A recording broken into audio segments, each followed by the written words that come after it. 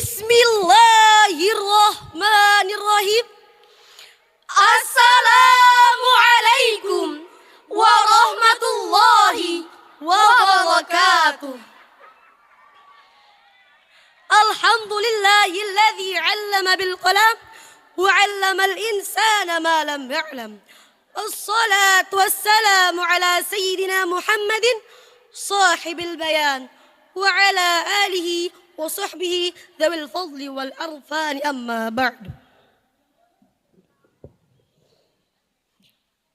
Yang kami hormati Al-Mukarram wal Muhtaram, Dewan Hakim yang arif dan bijaksana, hadirin wal hadirah, sebangsa dan setanah air yang berbahagia. Di pagi hari yang cerah, di tempat yang penuh barakah, tiada kata terindah yang patut kita ucapkan kecuali ungkapan rasa syukur kita kepada Allah atas segala anugerahnya, sehingga kita dapat merasakan kehidupan modern di era globalisasi dan digitalisasi. Hadirin wal hadirah rahimakumullah. Zaman semakin maju, teknologi semakin canggih, media komunikasi dan informasi semakin berkembang. Dari zamannya telepon berubah menjadi handphone, dan sekarang menjadi smartphone. Dengan bermodal smartphone dan internet, kita dapat menjelajahi dunia. Kita dapat mengetahui informasi dengan sekejap mata. Namun sayangnya, pengguna smartphone saat ini sudah mulai melupakan nilai norma dan etika. Kita perhatikan siaran kekerasan merajalela, tontonan negatif yang dapat merusak mata, dan aktivitas dunia maya mengalahi aktivitas dunia nyata.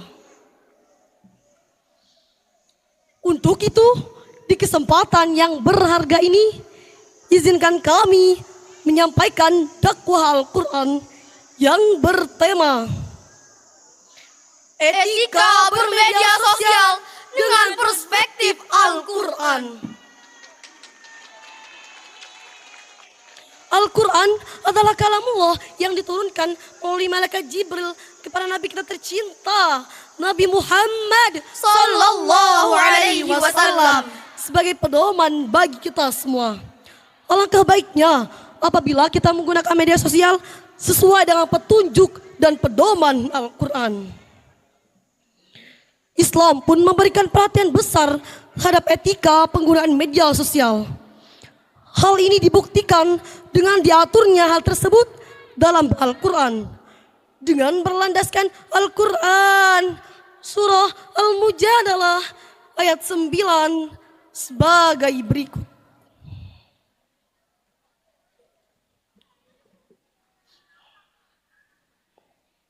أعوذ بالله من الشيطان الرجيم.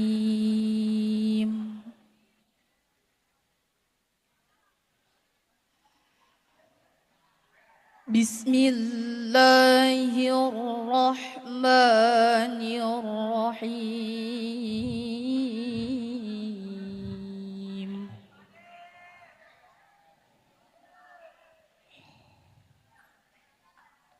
يا أيها الذين آمنوا إذا تناجيتم فلا تتناجوا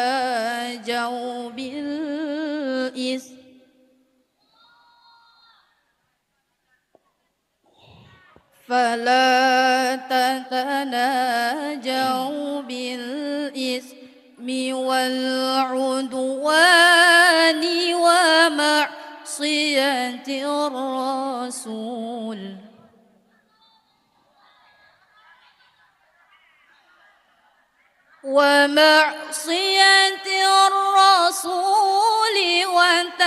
وتناجوا بالبر والتقوى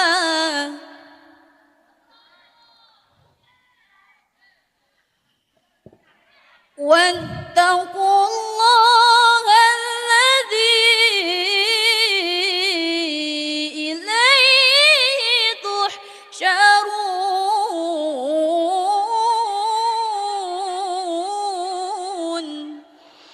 Yang artinya,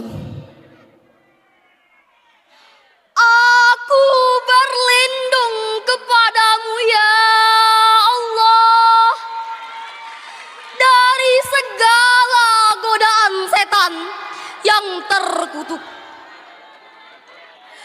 Dengan menyebut namamu ya Allah yang maha pengasih lagi maha penyayang.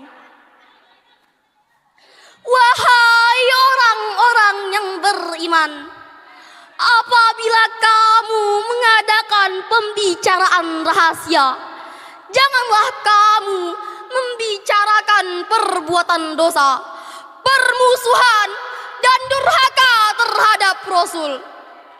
Tetapi bicaralah tentang perbuatan kebajikan dan takwa. Dan bertakwalah kamu kepada Allah, yang kepadanya lah kamu akan dikumpulkan kembali. Muhammad Quraisyab dalam tafsir Al-Misbah menjelaskan ayat di atas, menyebutkan 3 ragam kedurhakaan. Alif, dosa. Al-udwan, permusuhan. Al-ma'siyah ar-Rasul, durhaka terhadap Rasul. Tobat Tabai membedakan masing-masing hal di atas. Dosa adalah perbuatan yang dampak buruknya hanya mengenai pelakunya. Hal ini berkaitan dengan hak-hak Allah.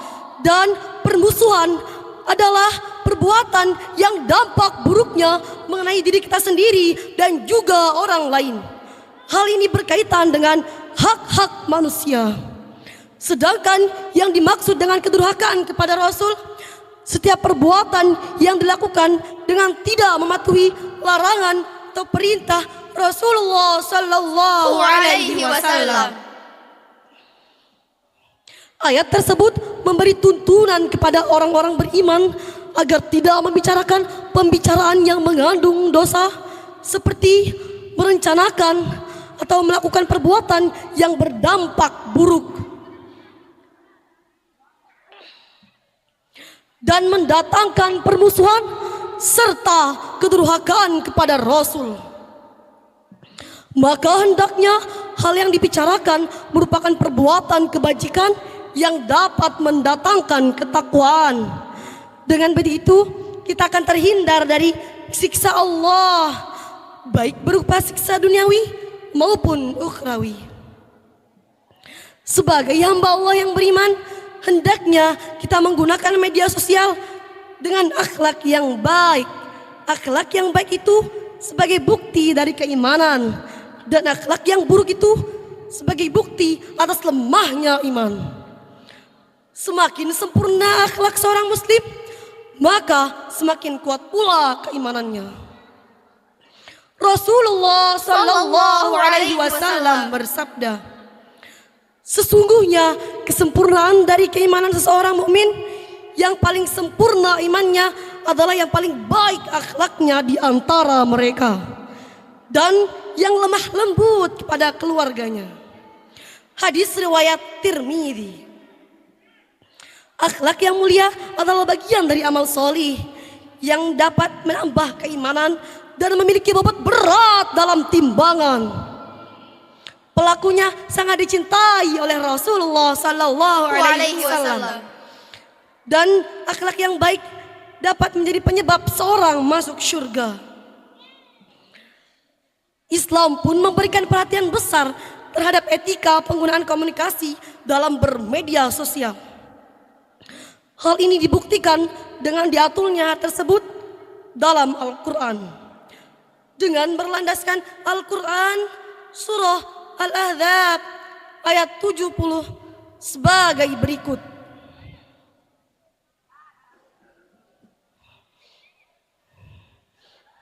يا أيها الذين آمنوا اتقوا الله وقولوا قولا سديدا.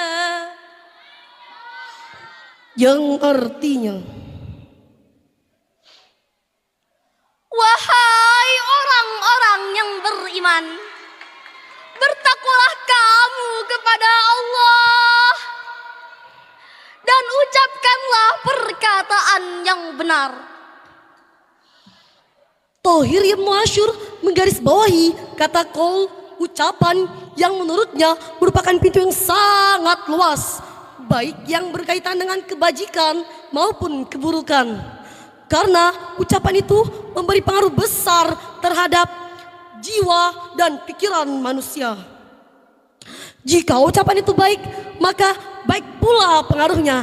Dan jika ucapan itu buruk, maka buruk pula pengaruhnya.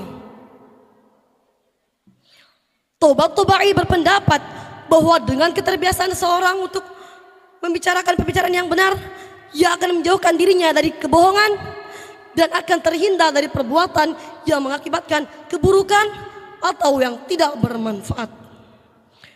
Ketika itu,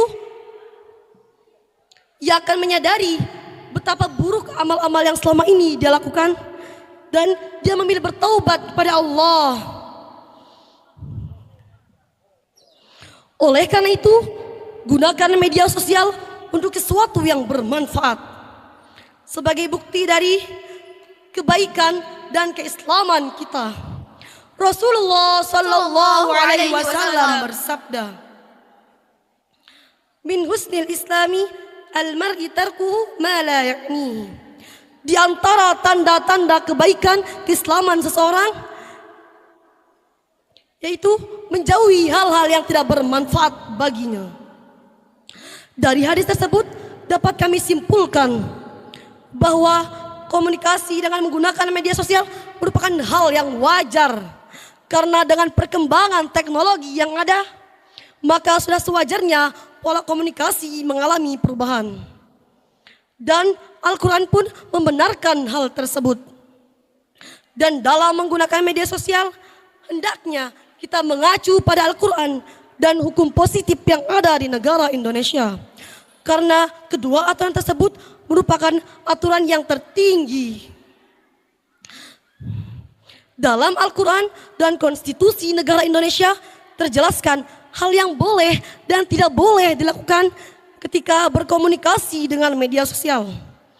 Untuk itu, jadikan media sosial untuk menyebarkan kebaikan, bukan kejahatan. Meningkatkan persaudaraan, bukan permusuhan. Menambah pengetahuan, bukan kelalaian. Gunakan media sosial dengan bijak dan taat. Jangan saling menghujat, lebih baik saling mengingat. Akhirul kalam. Sadaqallahul azim. Maha benar Allah dengan segala firman-Nya. Sebelum kami akhiri, izinkan kami untuk menyampaikan pantun terlebih dahulu. Jalan-jalan membeli baju, Membawa sajadah naik bis tingkat, Zaman semakin maju, ibadah kita harus semakin meningkat. Makan saus di atas meja, gunakan medsos dengan etika yang mulia. Wassalamualaikum warahmatullahi wabarakatuh.